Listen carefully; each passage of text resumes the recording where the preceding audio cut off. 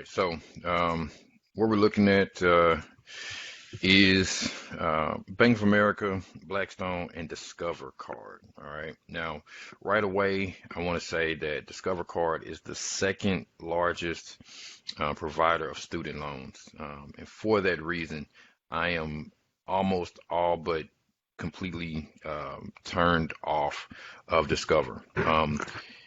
I did as much research as I was able to. Discover is a private student loan provider. So if student loans are forgiven, the student loans that Discover offers will not fall into that category. However, it will be possible for someone to what's the word I'm looking for, to refinance their student loans. Now, what that's going to look like with student loan forgiveness, I don't know. There's been lots of talk over the years, politically anyway, of college fees and tuition being way too high, student loans just being like a scourge. And so politically, I think the climate is going away from student loans, being that Discover is the second largest provider of student loans, only second to Sally Mae and I forget the other one. Really kind of scares me because, I mean, as of right now, um, they say that and I may bring this up, but they say that their student loan portfolio, as far as persons who are more than 90 days delinquent, is only like less than 1%. But I don't think that's a real number simply because they may be using forbearance and all these other tactics to not have to pay student loans as a reason to say that less than 1% are delinquent. I think the number is way higher, and I can imagine that if something does happen with student loans, either either nothing is going to happen with Discover whatsoever because they're private loans, and so Discover will still hold those loans and persons will still continue to pay them. But I can imagine culturally that the sentiment is going to be, well, if everyone else's loans got forgiven, then I don't have to pay my loans back either, even though they are privately held loans. I can really see that being the case. I can really see that. Also, too, like I said before, it has always been a tactic to take a private student loan and refinance it with the federal government. So now, instead of owing a private bank, you owe the federal government, and you have much more leeway to have that loan either forgiven or, just a better interest rate. So again, I don't know what's going to happen with that. It's something that's being spoken about politically. There's also talk of making college free, which I think we're really getting to that point. I mean, community college has been around for a very long time, and it has been very cheap, if not free, for a very long time.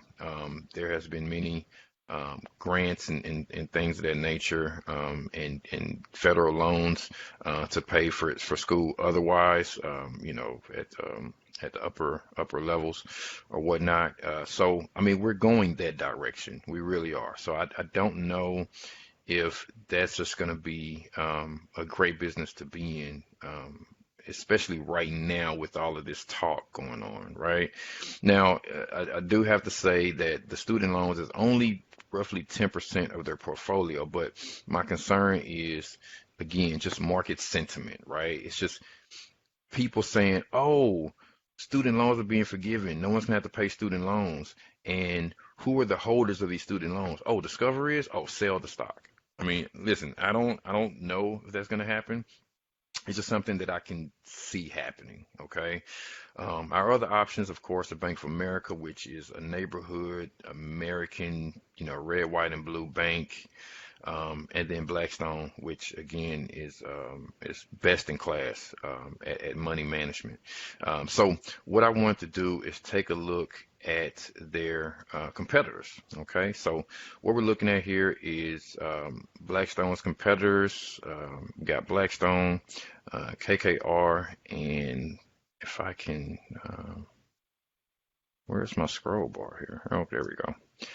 KKR, Oak Tree, and the Carlyle Group. Okay, and so what we're going to be focused on with this particular comparison is going to be the PE ratio as well as the price for sales. Okay. Now, just going back here, the price to earnings is just what it sounds like, okay? It's net profit. I'm sorry, it's price divided by net profit, okay? So as your net profit gets smaller and your price gets higher, the PE ratio grows, all right? And when price gets smaller or net earnings get bigger, the PE ratio shrinks, okay? It is a very common ratio to look at the, for lack of a better word, expensiveness of a company, right? So when the PE ratio is high, it means that the stock is very expensive, right? That can be a bad thing, but it can really be a good thing too, because what that means is that the market as a whole really likes this stock. Okay, and there's a lot of people buying it, which makes the price go up, up, up, up, up, up, up, and maybe earnings stay the same. Okay. The problem though is that as the price goes up, up, up, up, up, if earnings continue to remain the same, the PE ratio continues to get higher and higher. And at some point, someone's going to realize, wait a minute, this stock is way too expensive, and then people will start selling out of it. Okay, so that's just something that we have to keep in mind. I can say right now that Blackstone has increased in price a lot, okay, a lot over the last year, and that's because they are such a well-run company. The PE ratio being as high as it is means that earnings have not moved much at all, but they have moved. Okay, they just haven't moved in tandem with the price of the stock. Is the best way to say it, and that's the reason why we see such a big number there at 62. Okay, and I will take a look at another number here in a moment, but their competitors are all at 26, 25, and 8. So I mean, as far as how expensive the stock is, I mean, clearly they are the most expensive stock right now out of their competitors. The other number that we want to look at is price to sales, and again, this is just how much they're making revenue wise versus the price. And again, we see that that number is a little bit more in line with the rest of the competitors, and so you see 11 there for Blackstone, 7, 2, and 9. So again, what that says is that even though the price to earnings, right, which is the net profit, is really high, the sales, the top line, the gross revenue, that is, not that bad. Okay. And so what that means is that they clearly have a lot of expenses from that gross revenue compared to these other guys. All right. So if the PE ratio is like, 26 here, but the price of sales is 11, what that means is that they either have bigger net profit, okay, or it's simply that the price has not increased as much as Blackstone has. Now, we've been in Blackstone for quite some time. We're up almost 100%. Not a bad time to take some profit, right? We're not even going to look at Discover. I've already discussed why. It's something that I personally want to stay away from. Who knows what will happen with this? But right now, I think the political climate surrounding student loans and can really have a disastrous effect. With that being said, Discover is a great credit card. Everyone is aware of it. They were one of the first that did the restaurant deals and the cash back and all these great benefits to having a Discover card. Also, too, with COVID, of course, a lot of travel has gone by the wayside, and so Discover, I'm assuming it's going to lose out on some of that. But there is definitely some upside, right? If nothing at all happens with student loans, I think the longer this thing drags out and the more that nothing happens and the more that we see our economy open up, I can see Discover having a huge upside. I mean, they already have a really great average monthly return. A lot of that, again, is, people fishing at the bottom of the barrel. I talked about that with Royal Caribbean, right? Where they had a huge price drop off, and then people said, "Whoa, this thing is really cheap. Let's start buying it." And that's what caused the price appreciation and that average monthly return to increase as it has. But I don't think it's a best in class company. I really don't, especially, the fact that such a large portion of their portfolio are student loans. So anyway, so Bank of America, again, pretty straightforward, checking account, savings account type bank. Not a whole lot going on there. The one thing that we're going to pay attention to when it comes to banks is always going to be price to book. Okay, that's always what we're looking at when it comes to banks is price to book. And what that means is that a bank is basically their assets, which is cash and investments, right? Minus their liabilities, which are loans that they take on to run their business. It's really that simple. There's not much else to it. You have assets, which is cash and investments, and you have loans, which are your liabilities, and then paying your payroll and your lights and your rent and all those sort of things happen in the middle as far as expenses. And so the book, right, value is what are the assets minus the liabilities, right? That's the book value. And then so the stock price divided by their book value is how we get price to book. Now, most banks are going to hover around one, okay? If the price to book is less than one, that's typically a bank that is not doing great, but it's also a possibility that it's a bank that's really cheap and we want to buy into it. Okay. If we see a bank that is above that one price to book, that is a bank that is doing really great and is, fairly expensive. Which again cannot necessarily be a great thing, but not necessarily a bad thing. Okay, so just comparing the price to book, just to make sure we know what we're looking at. We're looking at Bank of America, we're looking at Citigroup, and I hate to have to scroll all the way down here to grab this scroll bar. So Bank of America, Citigroup, of course, JP Morgan, and Wells Fargo. Okay, so again, looking at this price to book, we see Wells Fargo at zero point 0.8. They're still languishing. There was a lot of issues in 2019 that bled over into 2020, I believe, concerning Wells Fargo, and so they really just haven't been the same since. But still, a decent company, decent bank. And as you can see there, they're pretty cheap right now. Price to book for JP Morgan 1.7. That is high. Okay, that is really high, and that is again telling of the fact that this bank is clearly doing very well as far as price performance goes. But at some point, that's going to they're going to have to either increase that book value by getting rid of some of their liabilities or increasing their assets or something, because at some point, someone is going to think that JP Morgan is too expensive and they're going to start selling this thing. And then Citigroup, again, very low price to book. That's indicative of a company, of a bank rather, that's not doing well at all.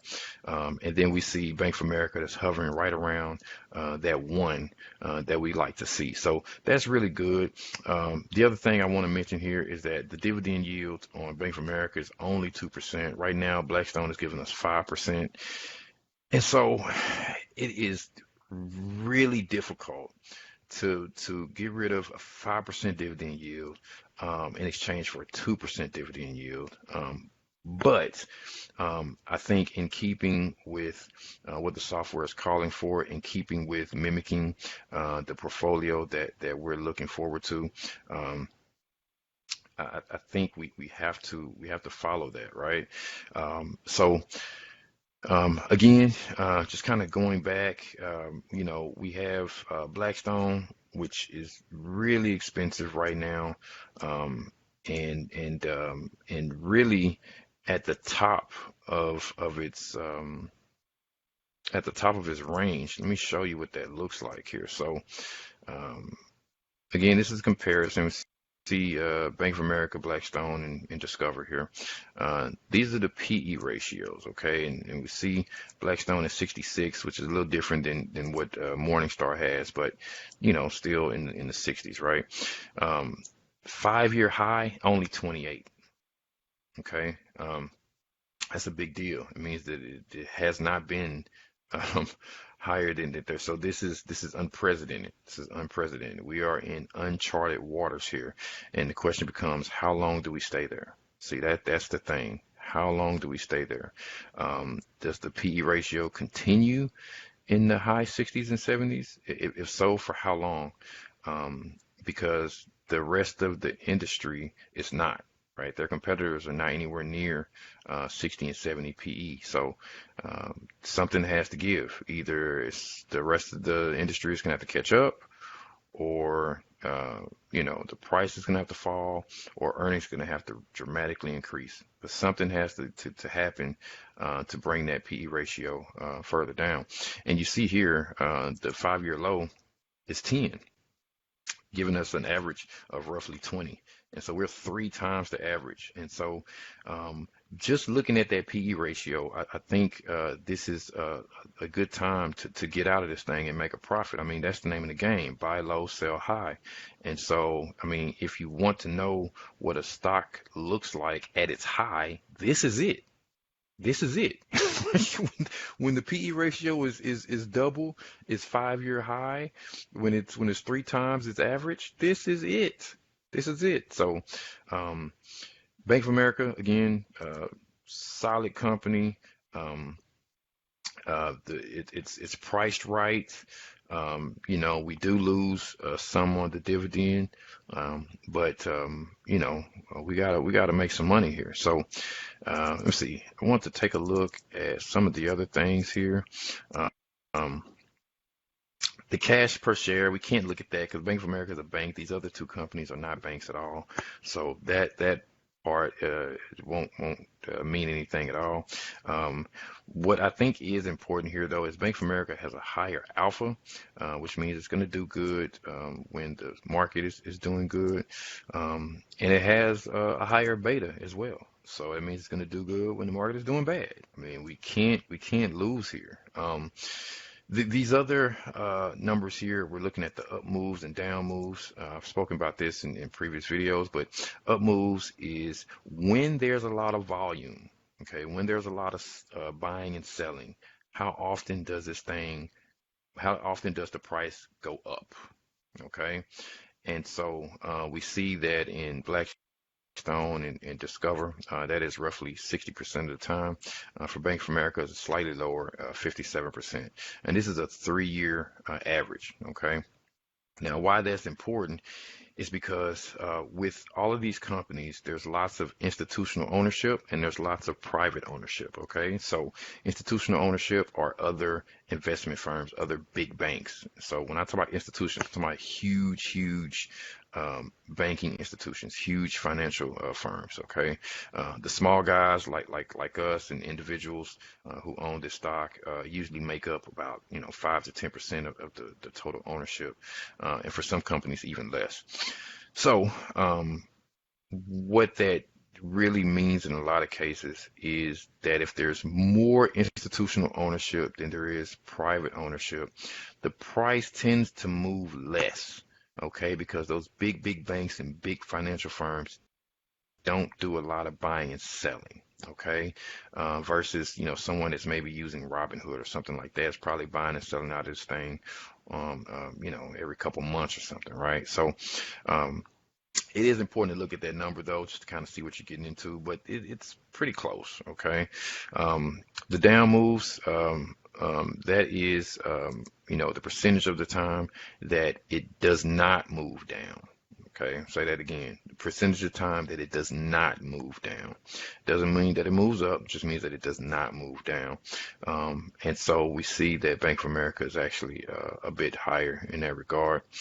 The other thing that won't be surprising to see is that the average monthly return for the last 3 years for Bank of America is higher than these other two guys. And that's the reason that Bank of America made that portfolio. And that's just another reason for us to get into this position. Volatility is fairly low. It's right there with Discover Card, means the price doesn't move around a whole lot. And then we have, oh, I didn't mean to click that. The actual score. Is actually really close to Blackstone. Let's pull this out a little more and just see how close. So Bank of America is 2.4 and Blackstone is 0.15. See, so when you pull those numbers out, then you start to see, oh, there's a huge difference actually. So definitely Bank of America is where we're going. This will be a brand new position for us. So I look forward to reading and hearing about everything that Bank of America has in store now and in the future. I'm really interested to know and see what's going on with all of the different government loans and how they're being managed through these American banks. I'm not sure when the next earnings call is for Bank of America, but I will do my best to listen to either the most recent or the newest one before March. So anyway, that's it. Bank of America is where we're going. Excited about that.